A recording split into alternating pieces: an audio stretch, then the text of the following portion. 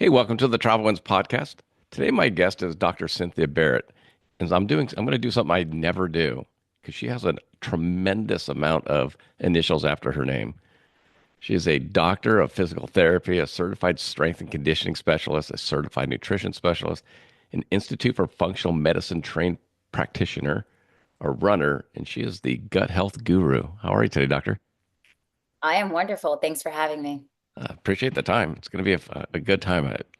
Yeah. I was excited to talk to you, and then because I've really been trying to do as much research about healthy eating, especially for traveling, Mhm. say in the last 6 months to 9 months, and just really trying to figure out what are we doing wrong when we're traveling. Right. Yeah. I mean, it's a great question. A lot of my clients, when they go off and they travel, they're like, oh, can we please pause right now the program because I'm going away for like 2 weeks or I'm traveling for work and I'm not going to be able to follow everything. And I'm like, actually, this is a perfect time because we need to learn what you need to eat, what your options are, and you can find healthy things anywhere you go. Anywhere you go. Okay, so I got questions. Yes, I'm sure you do. As I'm driving through Buttonwillow, California at 10 Mhm. o'clock at night, and they just had a long 14-hour day, not much is open. Not much is open, that's right. What about like a Wawa or like a Walmart or a Target? Okay. Okay, so they actually have an organic section in there. And so you can like buy prepackaged things, even though it's grab and go, you could still find like organic things. So, for example, if you want something sweet, you can get some like organic blueberries, or you can get yourself, they have like pre-made salads that you can get. So, yeah, they may be, some of them may be genetically modified, some of them may have some pesticides in them, but I always say it's better to go with real, healthy, wholesome foods than the prepackaged processed foods. I heard something, God, I think it was yesterday, maybe it was the day before, said you should only go after single item ingredients. Right. Which is hard to find. I mean, unless you're eating a banana or like a grapefruit or a strawberry, Yeah, yeah. I'm like, it's so difficult. Yeah, so that's a great point. I mean, definitely finding foods that have less ingredients and pronunciation is so important. Can you pronounce them? What is this? What am I reading? You know? And if you can't pronounce it, right? I mean, typically it's a chemical, unless it's an herb. I mean, we do have to admit the herbal words sometimes are very difficult to pronounce, but you can kind of differentiate if you're actually picking up something that is herbal or, if you read the ingredients and it sounds like an org chem quiz. yeah. y- If you're like, wait a minute, like, what yeah. is this? And then if it has all the dyes, like all the numbers, if you start seeing numbers in there, you know immediately it's like artificial food dyes and, to stay away from I saw that. yesterday there's 65 names for sugar. Yeah, it's interesting. They're really getting creative on, the ingredients that we're not supposed to be consuming. I call them food-like substances. So Yeah. like natural flavor was a big hot topic, like, a few years ago where it was like, stay away, because you're thinking, oh, it has natural flavor. And you're like, well, what does that mean? Yeah. Could be AKA like MSG. You're like, How oh, did they that's create not the natural flavor? good. That's not good. That's extra, some extra salt there that's processed, very processed. But you've been doing this 20 plus years. And you have the reason you got into it, I guess, is kind of a cool story if you want to share a little bit of that. Yeah, so some of it was cool, some of it was sad, but in Yeah, all yeah. together, there's a silver lining in everything. So I started out as an athlete. So I was a big runner, ran cross country, indoor and outdoor, and then coached afterwards with kids for a while. And at the same time, I was also a pre-med student in my undergrad, getting all my prerequisites to become a physical therapist, right? So all in that time, I actually lost my mom to lupus. Now, I'm giving you that backstory because I didn't realize at that time I was only sleeping 5 hours. I was running on fumes. I was following the food pyramid. So I was, Yeah. I was 6 to 10 servings of grains. I'm like, great, I'm a runner. I'm eating bagels and I have, oatmeal and I'm doing everything that I need to do because at that time everything was low fat, right? Yeah. So I'm thinking I'm eating all the good foods and I'm in shape, but I was suffering. I was suffering with migraines and ovarian cysts and heartburn and GERD. And I would go to my doctor continuously and it'd be like, I'm eating all these things. They're like, oh, your blood work's fine. Everything's fine. Endoscopies are fine. Continue doing what you're doing. It's hereditary. And I'm like, after year 13, I'm like, okay, Yeah. something's not right. Now I'm bruising profusely. I like fell asleep on a plane. I had a whole row. I was like, great. And I fall asleep and my leg over the arm on the airplane. And I'm like, oh my God, I have this big bruise that lasted for almost a month of healing. I Wow. go to the hematologist and she's like, well, let's take a look at, your B vitamins and, and then I get everything back. Oh, you're just, a little low in your B's, just consume some more spinach. And I'm like, okay, like that's the story for every woman that they're like low on their B's and Iron. it's your Yeah. menstrual cycle and your iron and all that. And I'm like, okay, there's something bigger than this. So I go back to my primary care and he's like, actually, it's like one of the side effects of long-term use of proton pump inhibitors, which is your typical Nexium and your Prevacid. And I said, oh, great, that's great. So I'm like, well, my doctor and a specialist is not giving me advice. So I travel all the way to New Jersey to this, at this time, like functional medicine was like unheard of. Like, Yeah. some quack, there was like one like health food store that smelled like you're like, what's the smells? There are all these like herbal smells in there, right? Yeah. Yeah. And you feel weird going in there because you're like, well, what do I get? There's so many healthy items. You just want to buy everything, but you can't. So I go to this lady and she's a nutritionist and she just ran a whole gamut of testing on me. And I was like, oh, this is interesting. She's like, come in, don't wear deodorant, don't brush Yeah. your teeth. We're going to take your blood, we're going to take your urine. And I found out so much information about my body. So fast forward now, I'm like studying to be a physical therapist at NYU. I'm like now weaning myself off of this proton pump inhibitor that I've been taking for such a long time. And I realized once I started, and then I actually wanted to work with athletes. So, of course, I wanted to go into sports medicine. Yeah. Well, I realized that I fell in love with my pediatric clinical affiliation and I started working with kids. Nice. And I'm so happy that I started out working with pediatrics is because I actually got to know how development happened. And so now I'm working with these developmentally delayed kids and also coaching on the side with athletes. And it was like an aha moment. It was like, oh my gosh, these kids are developmentally delayed because their parents are taking certain medications and they're not getting properly fed in the schools, in the daycares. They're getting all this processed stuff. They're on their iPads. And then it was like a crisis in my own health. And then I was helping people with their own health. And I said, I have to go into nutrition.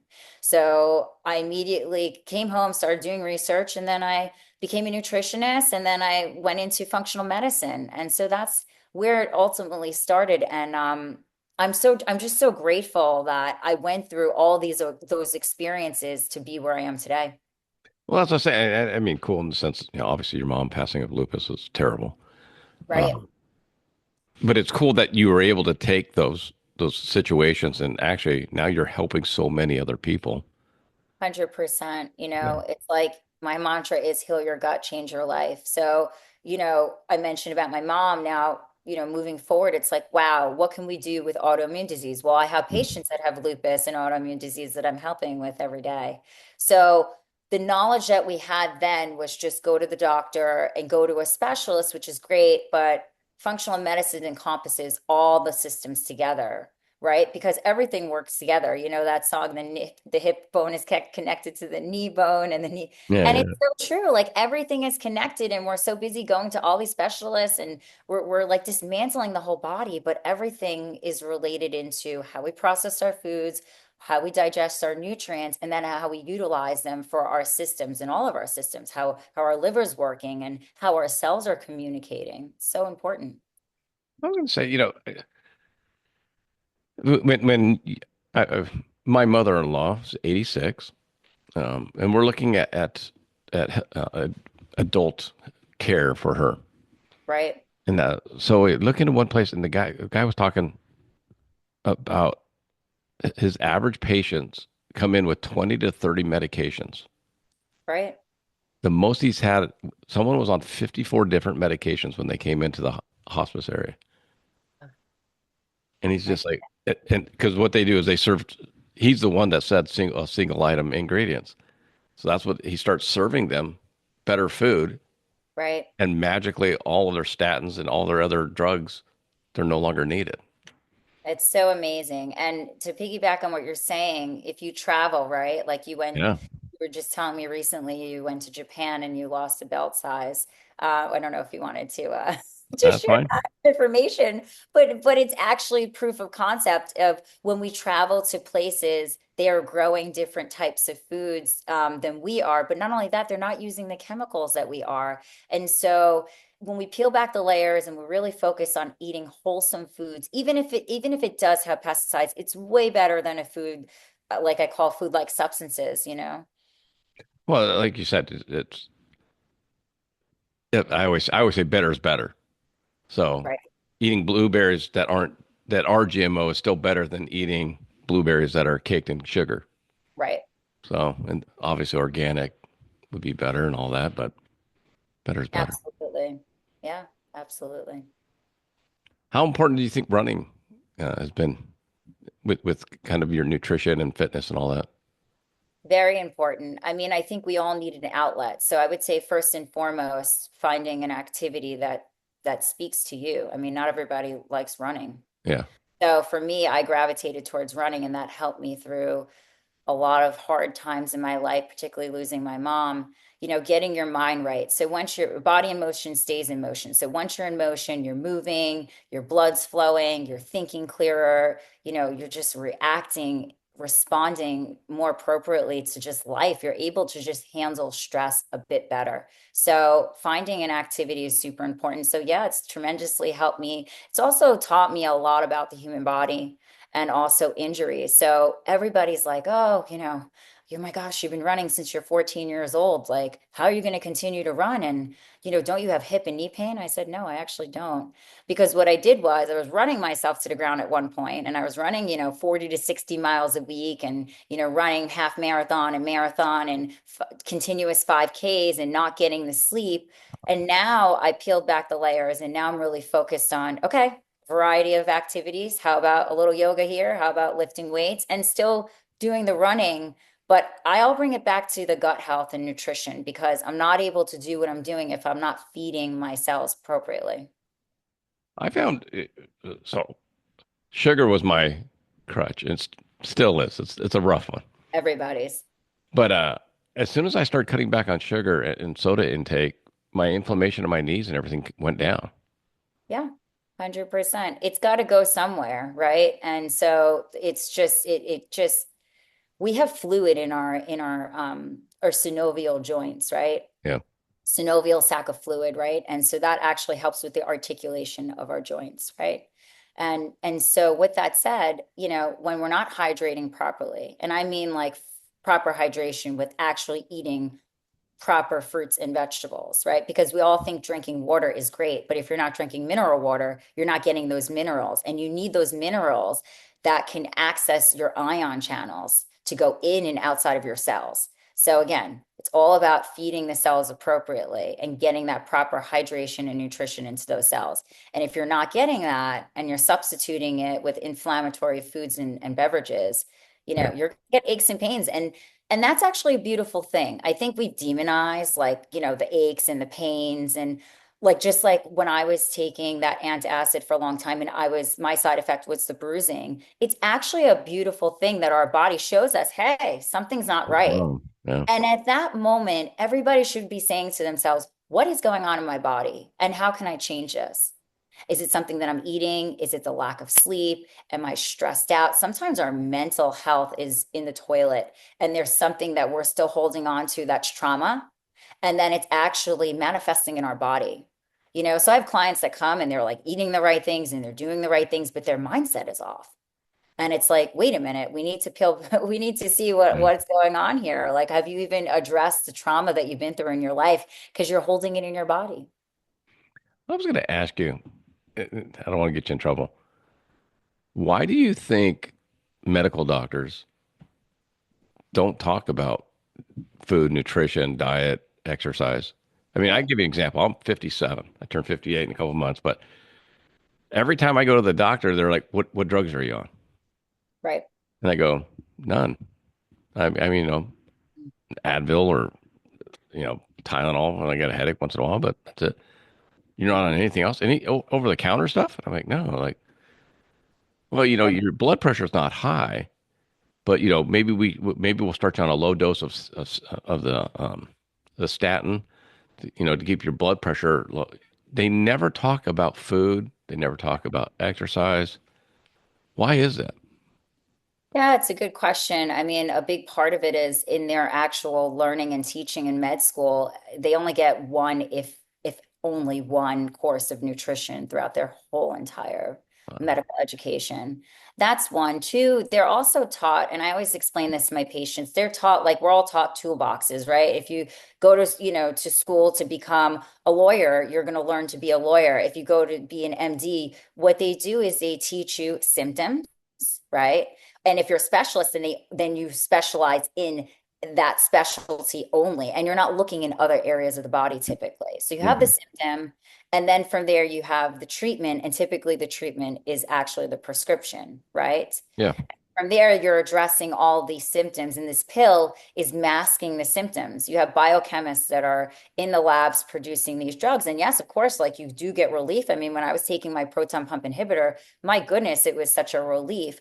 But nobody really actually had the conversation about, well, what's in your diet and what are you doing? Because they don't have that toolbox. Now, I will say that is changing with functional medicine, and there are a lot of doctors who actually are getting their certifications and doctorates in functional medicine. And so it's really actually a good, exciting time now because I think everybody's realizing, everybody's almost like going through this awakening. Like, wait a minute, like I've been told this, the food pyramid, like, has instructed us to do things that we thought were great. And we're realizing the aftermath because now we have the data and now Yeah. we can see. I mean, even with our own selves, forget about the data. We're our own case studies every day. And we to work with, they actually are interested in functional medicine and they understand the value of nutrition and they understand the value of supplementation and they understand the value of, exercise. So it's not just one mighty pill that's going to fix everything or giving you a cocktail of pills, which by the way, you have two pills together, then another two pills and another two pills. I mean, that's a huge chemical reaction. And if you're not careful, and the patient is not communicating with one doctor to the other doctor to the other specialist, Yeah. you can set yourself up being 6 feet under very soon. So it's very, very important to have these conversations with your doctor and ask questions. If you're not sure and you feel like, man, that doesn't feel right in my gut, go to somebody who can actually listen to you and actually figure out what's really happening with you. And that's what functional medicine does. We get to the root cause of what's happening. Well, obviously, we want everyone to go to wellnesscouturenyc.com so they Yeah. can reach out directly to you. But Yeah. if they can't reach you, or what should they look for? I mean, in a functional medicine person, what? Yeah. So like actually getting a practitioner or just Yeah. I mean, following. Yeah. I mean, I would feel like I would say you need to find somebody who understands you and who listens to you.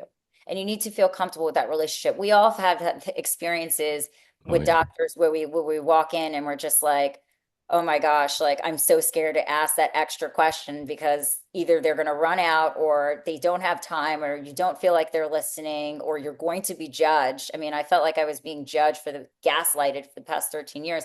I knew something internally wasn't going right. So that relationship is so important because when you feel comfortable with the clinician in front of you, you're able to open up more and you're be able to have a better relationship. And then that clinician in front of you is like, okay, like fully understands who you are versus the facade. I mean, we all have this facade. You come in, you're like, yes, I do everything right. And then it's like you look at the labs, you're like, something's not right.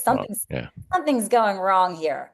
And it could be something so simple, like, you're drinking out of aluminum cans and you need a, heavy metals test and those levels are elevated and then you're having all these, chronic, autoimmune issues you're not even aware of. So it's just sometimes simple things like that can be cured by making simple lifestyle changes. But I was gonna say, I hate the food pyramid. I actually literally apologize to my daughters because I'm like, Yeah. hey, I didn't know what I didn't know. Yeah. There was no one that we could Right. find pre-internet that would say, "Hey, don't do Right. that." Yeah. I did the same thing like you. It's like, okay, well, Here's a bowl of cereal. I saw it on, I've watched it on TV for 40 years that this is the healthy Exactly. breakfast. Yeah. And you're sitting there looking at all the ingredients and you're like, oh, I'm getting, this daily, 65% daily dose of like vitamin A, and I'm doing Yeah. something right here. I'm Yeah. getting my full dose of 100% daily valued like calcium. And you're like, what are we missing here? And then all of a sudden you're dealing with chronic seasonal allergies. You're like, oh, well, they're just seasonal allergies. And then you're just dealing with all these health issues. And you're like, yeah, and then, you go to your local drugstore and everybody does it. So it Everybody. doesn't seem abnormal to go through this process and go through all these health issues because let's face it, there's a medicine cabinet in everybody's home for a reason. Yeah. I mean, it's kind of a weird thing to, and then wh- like I'm old, but when I talk to older people, they're so ingrained that, they were taught and raised their whole lives to trust the doctors. They would Yes, never lie to you. They would never hurt you. They're here to help you. right. And I don't think they hurt you on purpose. Like you said, No, they don't know what they don't know. right. I was told if you have high blood pressure, let me get you on a statin. We'll get you on some pills, and we'll take care of that. Absolutely. So And yeah, it's difficult. it's very linear. And so we're all looking for results. And now we've become a culture, from your grandparents to my great grandparents. Now we've become a culture where coming to somebody like me now, it takes a little bit of effort and work. And Yeah, you're like, oh, don't you have a simple pill? And it's like, well, let's think about this. You're, let's say, 45 years old, right? And you've been dealing with this issue for 15 years. It's going to take some time to reverse all the damage you've done over the 15 yeah, years, yeah. right? So I think we don't think of things in those terms. And we've been so programmed to just, we have an issue, take a pill, instead of taking a step back and looking at, well, what happened? What happened during the 15 years and how could I have made these changes? Now, if you got there, how can we reverse it? Of course we can reverse it. But see, we're not taught that. We're taught this is what you have. And then again, that mindset that I spoke about earlier, now you identified yourself. So now every single cell of your body is vibrating in, I have this. And now you wear it as a badge of honor. Not that anybody wants to, but like, I have cancer. Yes, I have cancer. And it's like, okay, you do. Yes, now. But that doesn't necessarily mean that we can't work on either helping to decrease the amount of inflammation or side effects that is Yeah. caused by your cancer, or potentially maybe not having it at all, and those thoughts now, I'm so happy to say, I feel like we're kind of on that cusp where people are really starting to wake up and realize we can do better. We can do better. Doc, I got to tell you, you need to go to the Midwest more. I Oh, well, think we, I mean, I think we listen, still I've do more. traveled. I was going to talk about the food deserts. I mean, there's food deserts in the city in low income neighborhoods. And then Yeah. there's also food deserts Midwest. And you're like, where can I find something? But you can always I always say, if you're either in the hood or you're out Midwest, you can always go to a local diner and get a salad. I mean, you really can actually. I've tested it out myself. But they don't. No, they don't. Of course, you're going to go there and get a burger or fries, Barbecue. barbecue or Yeah. some chicken, and forget about the greens. If you're like, well, all we do is have a side of like cooked greens, and you're Yeah. like, yeah, I guess Heavily I'll. sauteed in butter. Yeah. Well, then I'm like, well, do you have soup? I mean, soup is a better option because at least maybe you can get like a vegetable soup or you can get like a lentil soup. I mean, beans are a great source of protein, and at Huge. least you're getting some sort of good carbohydrates in. So yeah, there's ways and there's little tweaks that we can all do when we're going out to eat for sure. Well, I always joke. I said, when I'm at home in the beach area, everyone is walking, exercising, running, biking. And I go, I'm a solid 4 or 5 here. Yeah. And I go Midwest, I'm like, I'm a good 8. Yeah. Yeah. It's Yeah. like, I mean, it's interesting. And, I would say that people need to start getting more interested in what's in their food. So shop the perimeters, don't go in the aisles. I mean, studies have shown, the way they position the food in the supermarket, they have you go all the way for your eggs and your bread and all your you have to necessities to walk through all the bad stuff. you have to go walk through the aisles and you're like, wait a minute, hold on, that looks good. And definitely, if you go in there hungry, you're definitely in trouble. You're Yeah, gonna yeah. Yeah. take those bad foods because your sugar levels are low. So yeah, like just look at that ingredient list and get to know your farmers, find a local farmers market, and get in touch with your farmers and ask them, how they source their food and are they using pesticides. You'd be surprised, even going to the farmer's market, you got to be Oh, yeah. careful. Yeah. You could still walk away from a farmer's market and having diabetes. So you just got to be careful. I mean, I went to a farmer's market with a friend recently and I thought she was going to buy some produce. And here she is buying all these prepackaged things. I'm like, wait a minute. Prepackaged candies and Yeah, prepackaged, like cookies and all this kind of yeah, stuff. I'm like, wait, like, aren't it's you the getting farmer's some market. produce? But yeah, so get to know your farmer. So when I lived in Gramercy Park in New York, I went to the farmers market there. I got to know my farmers. And now that I live in Miami, I go to Coconut Grove Farmers Market. And, they don't have, it's different in Coconut Grove. They don't actually have the farmers, they just have all the food out. But I'll ask them, like, okay, specifically, like, is this organic? And can you actually help me pick out like the best papaya and the best, like, watermelon? Because sometimes you walk away and you're like, oh, I'm so Yeah. excited I got this watermelon. And then all of a sudden you cut it open and then it's like, wait a minute, it's not even fresh, it's not crisp. So I wind up like using it and putting it in a smoothie because I'm like, Yeah. well, at least you don't really know. You can't tell the difference, but You still want to get the fiber out of it you too. still So want to get the fiber and the nutrition. yeah. I was gonna say, yeah, I was in Japan, my first time ever going to Japan, and for one, everyone walks. I mean, I guess it's more like I've told people so far, Tokyo's like New York on steroids Mhm. because there's That's what I heard. 37 million people in Tokyo, Right.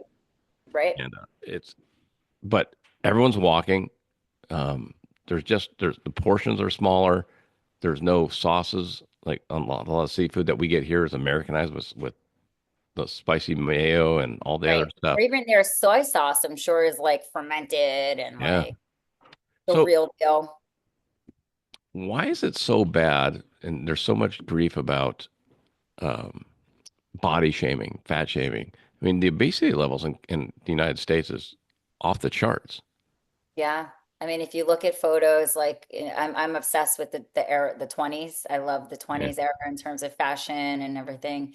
And you look around and it's like maybe one out of 1,000 in a crowd you'll see is overweight. Yeah, it's just because we've just processed our food and we've allowed these lobbyists and chemicals to get into our soil, get into our food. And that's ultimately what it comes down to. Like if you travel to France, I mean, they're eating some high fat content foods. Yeah. I was south of France. I was at Italy and the the pasta. Cannes International Boat Festival, and yeah, I mean, it's just like you can go there, and you can even in Italy, you can order pasta. I mean, I have my clients, they go to Italy and they travel and they come back, they've either lost weight or they're eating the same exact meals that they eat in the United States of America, and they have a different result. Yeah. So it all comes down to, the ingredients and the processing. Like in the EU, they don't allow, the red dyes, which now we had just banned red number 40. Yeah. They actually have food labels in certain countries in Europe where it shows like different color codes, like yellow, green, red for warnings. Like, don't eat this. I mean, literally, it Don't shows eat this. Yeah. labels, and it makes you think about your food. I think again, we've been so conditioned. Well, it's just a treat. Well, it's dessert, and dessert has been conditioned in our society too, 100%. where it's like, yeah, I'm going to eat a meal and I'm going to have some dessert. And so then we program ourselves to have dessert every day without even realizing all the chemicals we're consuming. So it's interesting. So I think the less foods that we actually purchase that are processed, unfortunately, those businesses go out of business or they get creative and they actually start producing healthier, better quality foods for us. I Yeah. really think that that's what the solution is. It'd be interesting because I think profit is going to come into play. I mean, I Profit look at that is with going to come into play. Yeah. I look at, I'm in the fashion business where I sell clothing and jeans that are made overseas in different multiple countries, not just China, but India, Bangladesh, Right. Vietnam. Do you sell any on Shein? Hmm. Do you sell any clothes on Shein? No, no, Just, just a joke. yeah, but the, you everybody pays. They're paying like $1 an hour max Right. for the labor. Right. And you're talking kids. I mean, Yeah. kids making a Right. dollar an hour. Right. You know? That's the one thing I would say we have right is our labor laws are definitely Yeah. way more ethical than other places in the world. But I think, you know, working on as a society our consciousness of quality over quantity. I think that's the big thing. I think in America, everything we want to supersize everything and we want Yeah. everything to be big and better. When less is more, less ingredients, less just stuff. So I think, like you said, the smaller portions, right? In Japan, that's another issue. Culturally, here, there's no such thing. And especially when you go out to the Midwest and you go to specific neighborhoods and cultures, they have really big portions, Huge. huge. And it's just like, so then when you go to fine dining and you go to a high upscale Yeah. And you get a little, restaurant, yeah. where now every upscale restaurant has a chef, right? And it's Michelin star, and you find you're like now you're eating these smaller portions, and you're like, oh wow, this is only a little bit, and you get used to it, and you're like, I actually didn't need that much food, and it's better quality, so you're going to feel more satiated You when mean it I has. didn't need that pound and a half burrito? No, definitely not. The side of beans and Save it for rice. leftovers too. It's another great way to not have to cook again. That should be 3 meals. Yeah. My Yeah. grandmother used to joke. She unfortunately still struggles with her weight. And she would always say to me, like, how do you keep your weight down? And I'm like, I don't even know. I guess I've programmed myself to eat those wholesome, healthy meals, right? So the society, it takes a little bit of food for me to feel full. And then from there, when I'm going out to eat, I just cut my meal in half and I'm like, I'll have half of this. I give myself a moment. We're chatting, I'll have some water, have maybe a little wine. And then from there, there you go. I have some leftovers and I have a meal for the next day. So it's another great way to lose weight and save money. Oh yeah. I think the restaurants, my wife and I were talking about, they're making the portions bigger because they're having to charge more, Right. you know. So they give us 30 cents more of food at their cost. Hmm. They charge $5 more and they just make it a little bit bigger, Right. and all of a sudden you're getting these pound and a half burritos and you're like, Right. we've definitely had the conversation like we need to start splitting meals. Yeah. And also too, if you're typically going to a place like that, then you have to think about the quality of food Yeah. because food is costly, right? And so when you're going to fine dining and the restaurants that have the chef affiliated with it, you're getting the smaller portions for a reason. Because better quality. Cost, Yeah. better quality. So yeah, so that's another thing to look for because we think, I mean, again, it's in our conscious, Yeah. it's in our constitution as an American. We want more. We deserve more. We want more. We want bigger. We want better, and more is better. So yeah, it's just shifting the mindset. But once you start training, and this is what I help my clients with, training your taste buds is so important. So once you start training yourself to just have a little bit more, so let's say if there's five pieces of something on a plate, maybe just have three, maybe just start with four, then go to three, and give yourself a moment to feel full. Give yourself, they say 20 minutes to allow for it to kick in. And then from there, then you start to train your body. It's like anything else, but we don't think of food that way. We don't think of eating that way. And so that's what I help my patients with. I work with them every 2 weeks and give them goals. And little by little, we work on their habits because it really is habit. It's rewiring 100%. your nervous system and rewiring also training your taste buds and your gut microbiome because those microbiota, ooh, they are the ones that are that craving at night at 10 p.m. and you're like, I just want that extra cookie. Yeah. You're like, but it's just one. And then it winds up two, and then the box is gone. And you're like, well, how did I do that? Why am I gaining weight? Yeah. Yeah, little by little. And it happens so slowly. It's not like, it's not like you're gaining like 10 pounds in a week. It happens over time. So it's less noticeable until you put on your jeans or your pants or a dress. And then you realize, oh, geez, like I just, I'm going on vacation and then I have to go on a diet. Yeah. So I try to eliminate the word diet. We talk about lifestyle, creating a lifestyle of good habits and training yourself. And for everybody, it's something different. 100%. I was going to ask you, is there a big difference between men and women? Have you seen that? I think hormonally for women, it's very difficult once they're hitting perimenopause, menopause. Don't even talk to me about it. Hormonally, yeah. There's definitely a shift and the unwanted extra belly fat and not being able to lose the weight that maybe, they would yo-yo and they would be able to get off. They're like, it's not coming off.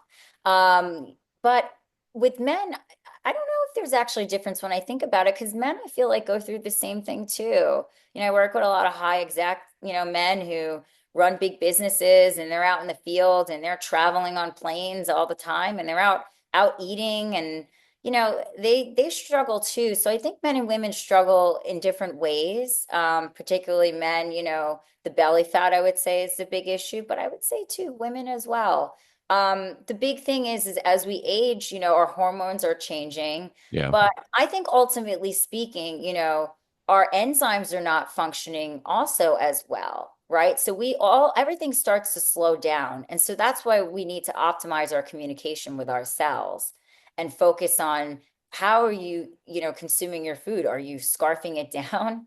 Yeah. Because that's also an age-related thing too. Like my dad growing up, he's like, look, there were four boys and, four kids, and, we needed to eat as quickly as possible. Yeah. Otherwise, You weren't we going to get it. weren't going to get any seconds. So there's the age differences, there's the cultural Cultural. Yeah. differences that I deal with, and there's also the men and women deal with different issues, right? The hormonal versus, the belly fat. So I would say, again, it's all about going back to the root. What is exactly going on? What's your problem area? What are your actual behaviors that we can change, And a lot of them are modifiable. What's your diet like? What are you drinking? What's your sleep, stress levels like? And one thing I would touch on is environmental that's not discussed. Oftentimes I do a deep dive on what's your environment like. And that means, what are the products that you're using on your body? They can cause major hormonal disruption. What are your cleaning products that you're spraying and inhaling? A lot of toxic chemicals. So looking into the ingredients, not only in what you're consuming in your mouth, but also what you're putting on your skin, which by the way is your largest organ. So if we're not paying attention to what's being placed on our skin, every day we're just slapping on a whole bunch of toxins and that's getting absorbed into our bloodstream and causing hormonal disruption. Dude, that's where I get frustrated, Doc, because you start You're like, reading what like, do you do? Throw everything out. yeah, the bounce dryer sheets put a plastic chemical coating on your clothing. Right, You put the clothing on that's on your largest organ being your skin, and you're absorbing that right, bounce chemical exactly. 24/7. Right. And again, going back to the ingredients. So Yeah. finding a supporting brands. I don't mean bounce, but I mean all. Oh, of course, all bounce, gain, Yeah, any It's all about more, more, more. It sounds like, more. Absolutely. I would say again, looking at the ingredients and finding if you're going into that particular store, finding a better ingredients, and finding cleaner ingredients. A great place to go to is the Environmental Working Group, and they have a website that you can go in and you can actually put in, what's the best laundry detergent, what are the EWG approved, and then they have a rating system between 1 and 10. So the EWG obviously is the best, and they're rating it based upon the ingredients, the side effects of people reporting of those side effects of the ingredients that are in the actual product. And then you can actually see what's in your house, in your home. And then you can actually be like, oh my gosh, here's a substitution. And then you can look on Amazon, see the substitutions, or go to Whole Foods or go to CVS, wherever you shop, and find the best, better quality for option. you, better options. Yeah. I really like the idea that you're working with pediatrics because I think that's the change.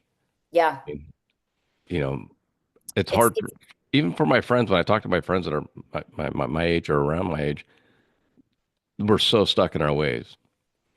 But we I think are. you can affect the kids and get them thinking differently. I think that's where the change will come. It'll be generational, but 100%. And that's our future. And our future right now is not looking so bright with these no. children. I mean, going in and out and working with pediatrics at different points in my career, I've realized one thing. They're just getting sicker. They're getting less disconnected. They're more depressed.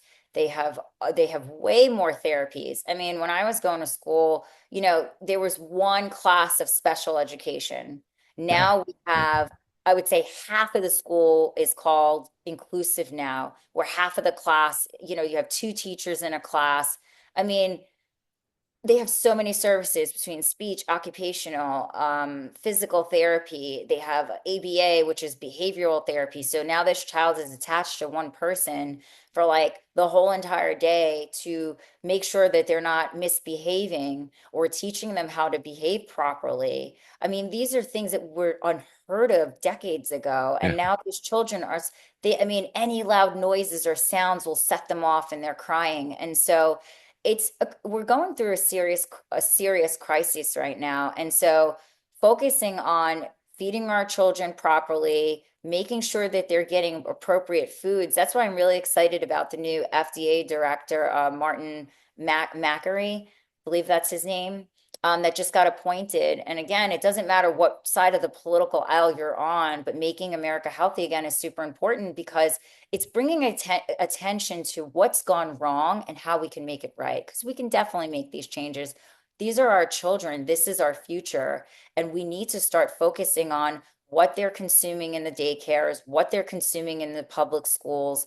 I mean, look, donuts and cupcakes for breakfast are not Ever in considered Starbucks. food. They're food-like substances. And even these children are in elementary schools and the parents are taking them to get a mocha latte frappe, Yeah.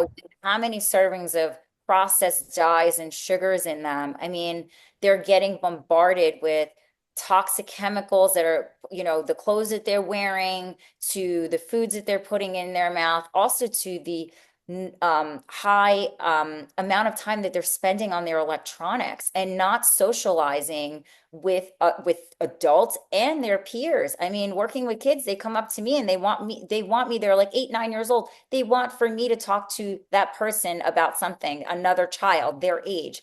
I'm like, no, you need to go and speak to that child. The socialization has shifted. Kids are not playing outside anymore like they used to. At least the numbers are way lower because people are scared to let their children go out because they're worried somebody's going to kidnap them.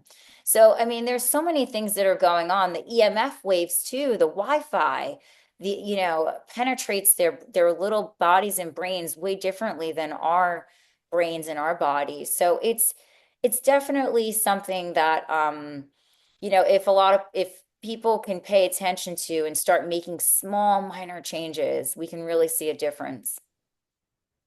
I just saw something that in Japan that the obesity rate for children was 3% 50 years ago, and it's Mhm. still 3% now. Yeah. In the US, it's 50 to 60% of children are obese or overweight. And in their schools, what I've noticed is that the kids Insane. are actually participating in activities. They're actually learning how to cook. They're actually Oh learning yeah. how to prepare healthy meals from scratch. I mean, I can't imagine a 5-year-old.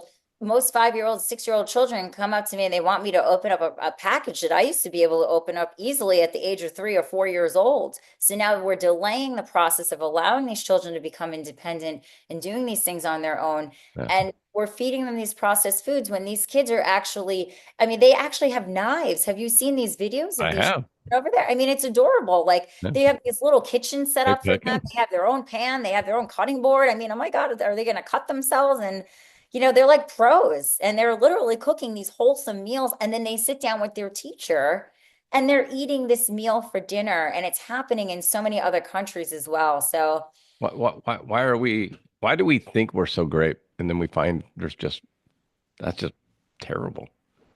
I think we're just conditioned. I think that in life, when you think of everything that we do, we're on autopilot. I mean, we use like, they did the study like is like what, 90, the percentage is like 90% we're like using, we're on autopilot, when our creative mind is not being utilized enough. So I just think we've gotten so comfortable and to be quite honest, lazy.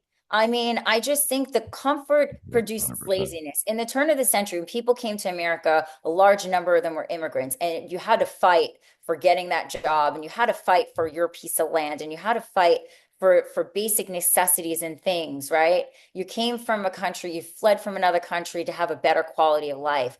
And I think now we just have too many luxuries. And so I think with that, there's comfort, and then there's laziness because now you don't have to go out and go to the farm and turn the soil, and you just go to the supermarket and you just pick something out on the aisle and put in your cart, and then like 20 minutes later you can eat it. Whereas before you were harvesting and picking, and there was an art to it. And I think we've just lost that love and care of that process. There's a reason why there was the delayed gratification Yeah. from where we even We don't have that anymore. start our food. Like we don't even understand the soil, like, different types of soils that are needed, and the turnover of soil and permaculture and all these things. So, it seems so grim, but I'm also extremely excited for what's to come because like I said, I really think we're on the cusp of something great. We need more people like you. That's what we need. Yeah, I think also too, we need more people like you getting the message out and also having these conversations because that's what it takes. It takes having conversations about what's going wrong and trying to create solutions. Exactly. And I like what you said earlier about it doesn't matter your political stance. Healthy is healthy. Right. I mean, and nobody wants their loved ones to die of an ailment, or nobody wants to see somebody suffer from insomnia. I mean, you don't even have to be like diagnosed with something tragic or, Yeah. deathly. It's like nobody wants to suffer with knee pain, right? You just want to wake up and you want to feel good. And I think for so long, and I can even speak for this for myself and my own experience, for so long, I was feeling so unwell. But because I went to my doctor and my labs look good and my endoscopies look great and my body weight was, and I was in shape and everything, I was on the charts, right? Yeah. But I felt off the charts. And I would say, that most people feel that way. It's like they go and like, oh, maybe they need to, decrease their A1Cs a bit high, and their LDLs are a bit high. But in general, you really, they don't have anything else really going on, but that's just the beginning, Yeah. And then 10 years from now, then what, and then on one medication and then on another, and then all of a sudden, and then there's a major diagnosis because they never took the time to really figure out, why is my LDL high? Why is my A1C high? Why am I feeling fatigued all the time? And I wasn't feeling this way 10 years ago. And you get accustomed to it, and it just becomes a part of your life. I hate that. Yeah. Well, It, we all hate that, but it takes everybody needs to start taking personal responsibility. And I think that's something as an American, if you've been here for, meaning like your family came here and you've been here, your lineages has been here for decades, you fall victim to the comfort level of yeah. all the hard work that our ancestors went through to get to this point. I've had that conversation with some people who are like, well, my grandparents ate this, they ate that, and they ate this. I'm like, it was different. Like Yeah, I they mean, were it they was were not laced with glyphosate. I mean, they were farming it back then. there was actual farmers, and me being a city girl from New York City, I was like, farmers, like, whoo, I remember in fifth grade having a conversation, we talking about farmers, and I was like, oh my God, what do they do? Yeah, they grow food, but so what? Can't you just go to the supermarket and get food? How do they have to grow it? Yeah. Yeah, and just the thought, maybe I'd go to the farmer's market, for like apple, picking, or like Yeah. pumpkin picking, like seasonal, right? But like never really the concept of going to the farmer's market was foreign. It was like we lived in New York City, you go to the supermarket and that's where you get your food. And as a But kid, when you were a kid, you didn't even know about seasons, right? bro, I didn't pay attention to any of that. I mean, I Because knew there that. was always that. That's why, like fruits now, if they're not in season here, well, they'll just get them from Peru, and then they'll Right, ship them up because 100%. we have to have everything available at all times. All times. you're eating Whether it's watermelon, lemons, oranges. eating watermelon in dead winter when it's a Yep. blizzard, and you're like, I want some watermelon. Go to the supermarket and get watermelon. And so we're not eating in season. So those foods like squash and, all those like pumpkin, they're all pretty thick. They have a thickness to them, where For a watermelon reason. is more water based, Yeah. and that's to thicken your blood, right? And the water based foods are to thin your blood, for sweating more profusely and for being more active to get more electrolytes during summer and spring. Whereas wintertime, you're more in Uh, hibernation, you're more sedentary. sedentary. Yeah. And so, the use of those electrolytes are not as necessary. And there's other nutrients in there to help with being more sedentary. So it's just interesting how we've almost evolved away from being a human being. In a way, yeah. I mean, like I said, it's like if you went to the store now, especially here in California, if you go out and said, "Well, where's my lemons?" Well, it's January. Right, right, Well, what does that matter? right. You know, I Exactly. want my lemons right now. Right. I mean, bring back the lemonade stands, but the ones where you actually like Like, squeeze fresh lemons. good luck Not with the that one. lemonade or even iced tea, the 4C, mix, making it from scratch, boiling your own leaves. And people come over to my place and I'm like, oh, I'll have some tea. And they're thinking that they're going to get an assortment of tea bags and Yeah, different tea boxes. Which one do you want? And I pull out like fresh ginger that's, minced and some fresh turmeric bulb. And then I'll add in some fresh mint leaves, or maybe I'll switch it up and I'll maybe put in some strawberries in there. And they're like, oh my gosh, I've never had tea like this before. And I was like, yeah, tea is anything you take and you put in hot water. that's about it. That's about it.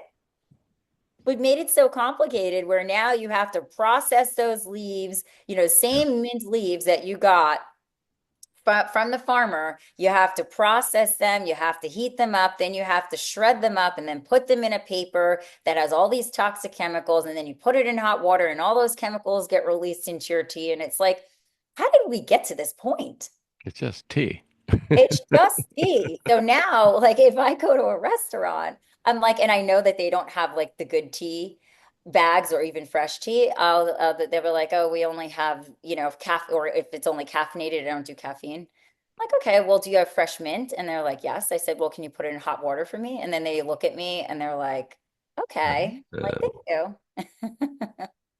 and a little Like, oh, ginger. she's so complicated. And I'm like, well, did you ever think about the tea bag that you're putting into my tea, how complicated that was for it to be packaged and then shelved and then put in plastic? I mean, that's a long process. Well, and I always tell people it's like, bread. Bread used to go bad, Mhm. and now it stays fresh for weeks. Right. For a very long time. Yeah, And then you find that too with organic produce versus conventional produce. yeah, You buy like organic apples, they definitely get wiped out way quicker. yeah. So yeah, it's interesting once you start consuming organic foods and produce, how it just doesn't last. It's not that apple that's there for 4 weeks and then you decide to put it in your lunchbox. It's not going to be. Well, I started making my own bread, and with the four How are you liking ingredients. the process? I love it. It tastes better, but it goes bad. I have to, so I'm making smaller batches now because I don't eat a lot, Right? and I was like making the medium sized to large sized loaves, and Mm, half of it was going waste because it would get moldy. absolutely. Yeah. It's like, what's the Interesting. mold? Those preservatives, I know. Well, that's nature for you. That's when you know you're Yeah, doing it right. When things get moldy really quick, that's when you know you hit the sweet spot on picking your produce and your food. It's a good gauge on how healthy you're eating. like you said, smaller portions of everything, even when you're shopping. That's right. And making sure again to shop that perimeter and support the brands. If you're going down the aisles and buying things, if you need to have that cracker, I allow my clients to have it. Just make sure you're finding brands that have ingredients that you understand what's in there. It would help. That would definitely help for sure. So, what's the best way for my listeners to get in touch with you if they want So you to can actually be you can gurued by follow you? me on Instagram. So it's theguthealth.guru. And then they can also sign up for a free consultation on Wellness Couture, COUTURE, NYC.com. So that's Wellness Couture, NYC.com. And they can sign up for a free consult. It's free. Can't go wrong there. Yeah, it's free and you won't gain any weight. No, only if they listen to you. Isn't that how that works? Right. Well, hey, Yeah. thank you so much for the time. This has been, I love this conversation. We'll have to have another one. I'd love to. Yes, absolutely. Well, It's let me there's ask you this. Let me ask you this question. You're in Miami right now, but you live in New York, what was your diet, your food intake from leaving to because you're now in the middle of a travel trip. right. So no, well, I live in Miami, Oh, but I okay. used to live in New York. Okay.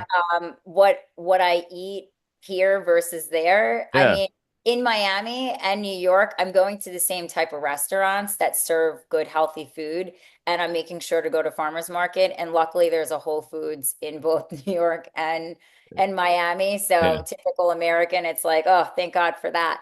But yeah, so I mean, I'm pretty much shopping the same. What I will say is that I do have to give it to New York. They do have more restaurants there that are a bit more farm to table. Right. Because, and I think it's just because there are way more mom and pop restaurants there versus Miami, because Yeah. Miami essentially is just newer and doesn't have the history, but it's coming around. I mean, they just opened up this really great restaurant, Maple and Ash, in downtown Miami. And for my friend's birthday, we went there and I was blown away. I was like, this is the best meal I've had since I've been here because they're starting to get it. They're bringing Yeah. the chefs down. They're really starting to up the ante on their cuisine here. So I'm really excited. That's awesome. Well, Yeah. again, thank you so much, and hopefully my listeners and take your kids to her, Yes, kids, everybody, grandma, kids, whoever. Thanks again. whoever, whoever. Everybody has a gut. Everybody needs to optimize their gut health. Everyone needs a guru like you. Yes. Thank you. Thanks, doctor. I'll talk to you soon. Okay, take care. Bye. Bye.